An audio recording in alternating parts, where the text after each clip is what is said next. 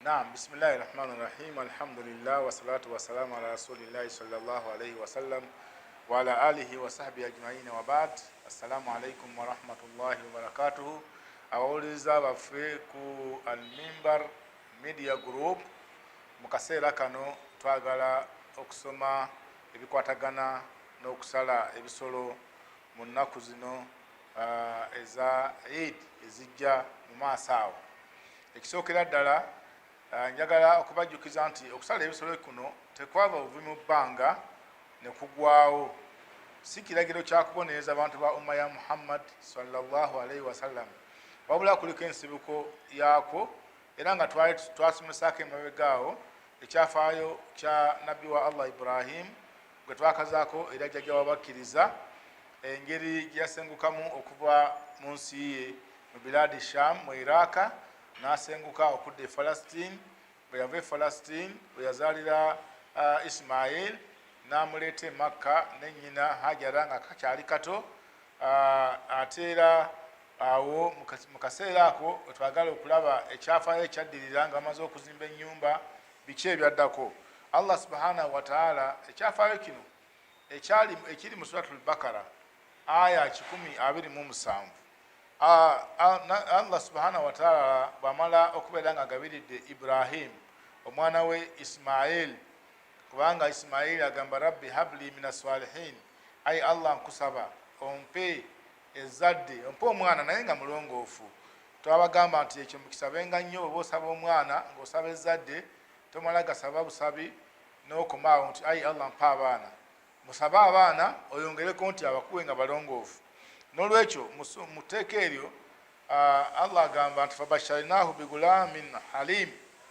Allah yamuwa, yayanukula okusaba kwe n'amuwa omwana omulongoofu, omwana omulungi, omwana Ismaili omuwulize.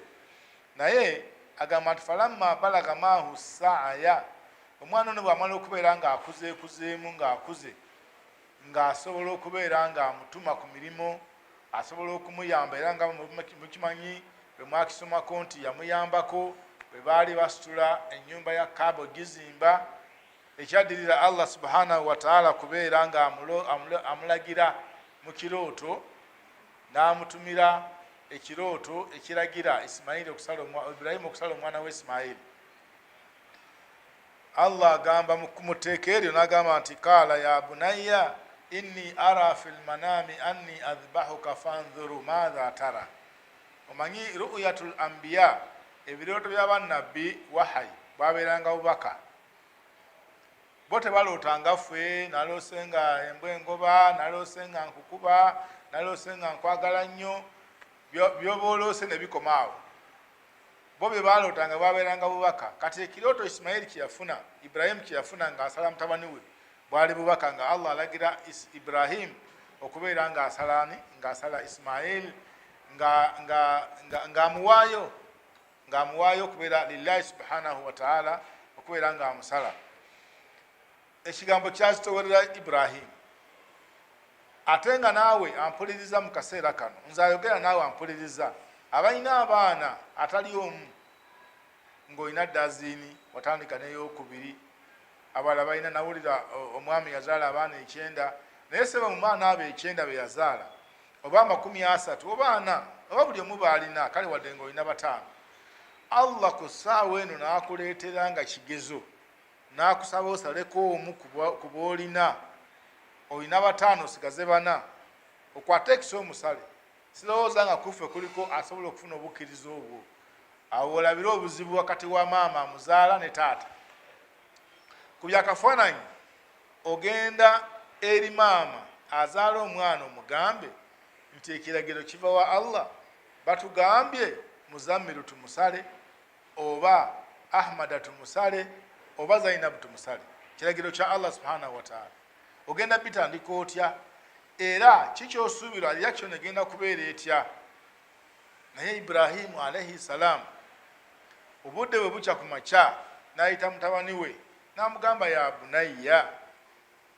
Awo nawo waliwo ekyokuyiga. Olwaleero omuntu atuma omwana we ekintu n'atakikola, naye oluusi abaana bano abatujemera okukola emirimu tulina okwebuuza kiye kireetera abaana baleero okubanga tebakola mirimu gye tuba tubatumye n'okumawo wakanga omugambye okusaawa naye nga kumulemye omugambye okulongoosa nnyumba n'okumawo nga bwekimugambye nga bwe kiri ensonga ezimu kuzitulemesa okubeera nga abaana batuwulira yengeri gye tubayitamu n'engeri gye twogeramu gye bali.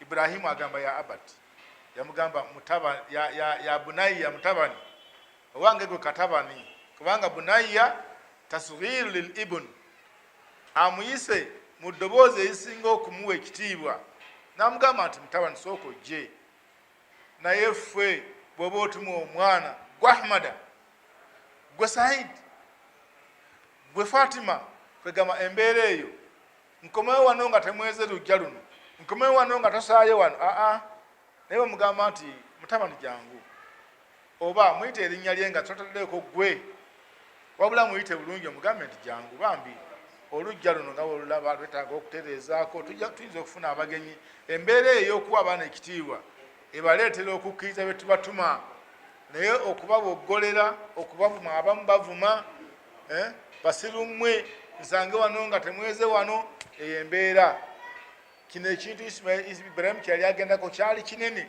naye awamu n'ekyo agambye mutabani jangu n'amugamba nti inni ara fil manami anni adhibahuka fanzuru madha tara mutabani nabadde neebase obubaka ne bunzijira Allah nga ndagira naye ekintu kyeyandagidde kinene simanyi bona okiraba simanyi n'amugamba nti kintu ki n'amugamba nti anni adhibahuka kyendabye ekiragiro kya Allah kizze nga kindagira kusala fanzuru madha tara wulira kale ekiragiro kya Allah naye Iburahimu amala kubuuza mwana gw'olaba otya awo nawo abalina abaana tufunewo ekyokuyiga nti waliyo abaana oluusi ebintu byobawa naye nga bwemubuuza nti mukiraba mutya engeri gye bajja okukiddamu ejja kuba positive okusinga bona walagira nga oleeta buleesi biragiro kubanga Isimayiri yali asobola okubeera n'agamba nti Samayiri weebake nze ekiragiro kya Allah leeta ekiso n'asala naye nedda yamugamba nti fanzuru madha tara genda olowooze ku nsonga eyo kakati n'abaana bano bwe tubanga tubatuma bwe tubanga twogera nabo bambi tuyige fe abazadde b'ennaku zino ogambe nti baana bange butuufu ndaliro badde ndowooza nti okuuma amaka gano obulungi tubeere nga twekuuma nga tetufuluma wabweru tubeere nga tulinawo okuyonja okwawamu emirimu egyawamu tubeere na kino mulaba mutya ndowooza olaba singa babuuza nobakibuuzo nti mulaba mutya abaana babatudde awo ekigenda ogenda mu bwongo bwabwe taata yali badde alagira obulagizi ate atubuuza mulaba mutya kwegamba min haithu tanfidh wano nga bagenda okukola implementation okuteeka mu nkola ekyo kyewabalagira kigenda kubabeerera kyangu kubanga mwakiteesaako aye nobabuuza endowooza yaabwe. Iburahimu abuuza Isimayiri fanzuru madha tara mutabani ekintu ekyo kiraba otya ekintu ekyo kyamuwa Isimayiri okubeera nga akyanukula mu bwangu nnyo n'agamba nti bwebeera ndowooza yange ya abati muzeeyi bwe kiba nga kiragiro kya Allah if'al ma tu'mar kola ekyo ekikulagiddwa satagiduni insha Allahu minas sabirin nze bw'onooba onsaddaase n'onsala ku kiragiro kya Allah subhanahu wa ta'ala kyemmanyi tujja kuddamu tusinkane kubanga olunaku lw'enkomerero gye luli bwe tunaasisinkana tugenda kubeera mu bantu abalina empeera ey'abagumiikiriza ate empeera y'abagumiikiriza esookerwako jjana n'olwekyo n'amuzzaamu amaanyi n'amugamba tusinkane mu jjana Allah subhanahu wa ta'ala bw'anaatusinkanyaayo tubeere nga tubeera mu bantu mu bifo ebirungi ebyabagumiikiriza.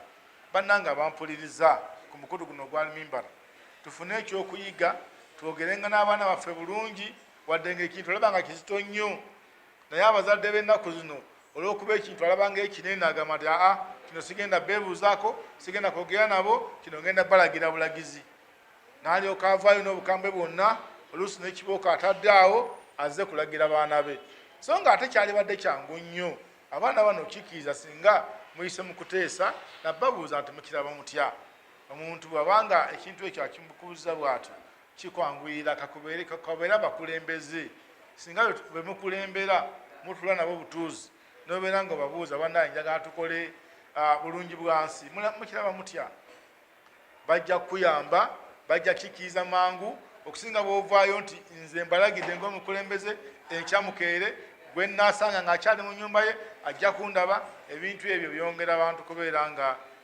bagema bubyemi muntu nakubuuza ndagira ngaani omuntu nobeera ngogenda nga gwamuzaala ekinavaamu ajja gaana ekyo kyomutumye nolwensonga eyo Ibrahimu bwatyo bweyalagira omwana we kyaddirira omwana amaze okukkiriza Ibrahimu akkiriza kiragiro kya taata kya katonda we omwana omukyala wano wansi mutia li amri zawjiha naye atuukiriza kiragiro kya bbaawe n'omwana wano wansi mugonvu eri abamuzaala ago ge maka amalungi ku biragiro bya Allah subhanahu wa ta'ala abantu abasinga obungi osanga nga mu maka taata ayagala okuteeka mu nkola ebiragiro bya Allah naye maama afuuse obuzibu oba maama ayagala okussa mu nkola ebiragiro bya Allah taata afuuse ekizibu kati wano abaana ne balema okubeera nga batuukiriza ebiragiro bya Allah naye kino kyali kinene naye weesanga nga abazadde bonna baali bakkaanya omutwe omukulu mu maka ye taata ekiragiro kya Allah akiteeka mu nkola ate wano maama ekiragiro kya Allah ekiragiro kya bbaawe bw'ategeera nti kivudde wa Allah naye n'abeera mugonvu gye kiri n'abaana wansi bwe batyo Isimayiri bwatyo n'abeera mugonvu eri abamuzaala okubayambako okutuukiriza ebiragiro bya Allah subhanahu wa ta'ala newankubadde ebizitowa bitya. Tusaba abaana abazaalibwa mu maka bayambeko bazadde baabwe mu mbeera y'okuteeka obusiraamu mu maka n'ebiragiro bya Allah subhanahu wa ta'ala. Naye abaana abamu baleetera bakadde baabwe ebizibu okubeera nga omuzadde n'awulira obukalubirivu mu kutuukiriza ebyo Allah byayagala awaka. Taata ffe tuganye naye ng'oluusi biragiro babigaanira kubanga bamuwa babagambye ekyo tujja kikkiriza.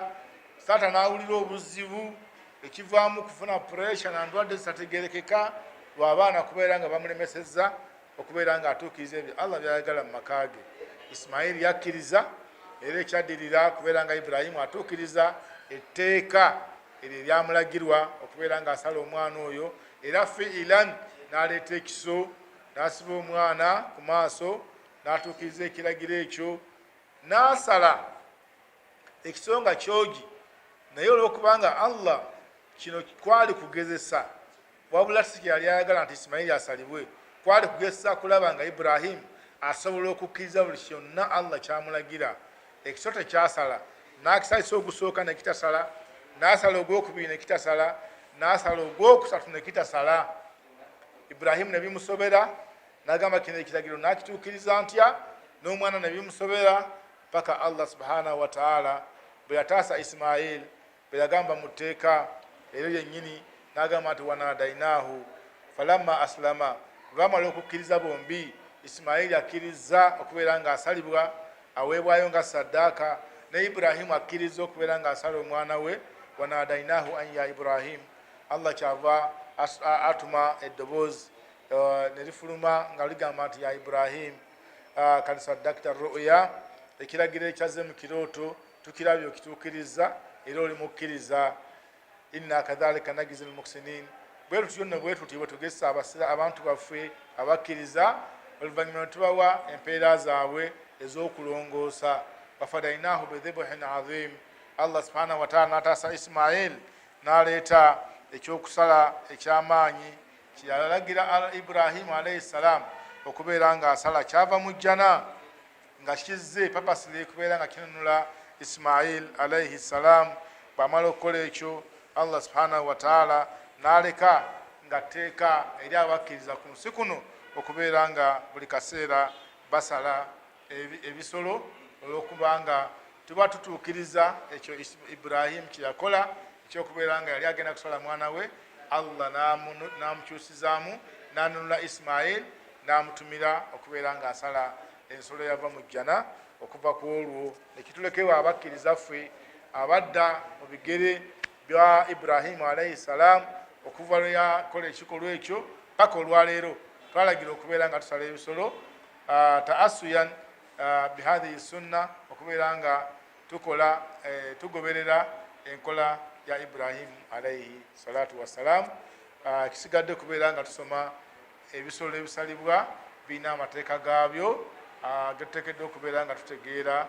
Saba Allah ow'ekitiibwa atugase n'ebigambo ebyo, atuse mu bantu abatuukiriza amateeka ge, atuse mu bantu abanaasala ebisolo nga tutuukiriza ekyo Ibrahimu kye yali agenda okukola, oba kye yakola ekyokusala ekisolo ekyamuweebwa nga kinunula Ismail gwe yali agenda okusala nga ate mwana we yali omu yekka gwe yazaala mu Hajara. Barakallahu fikum wa jazakumullahu khairan.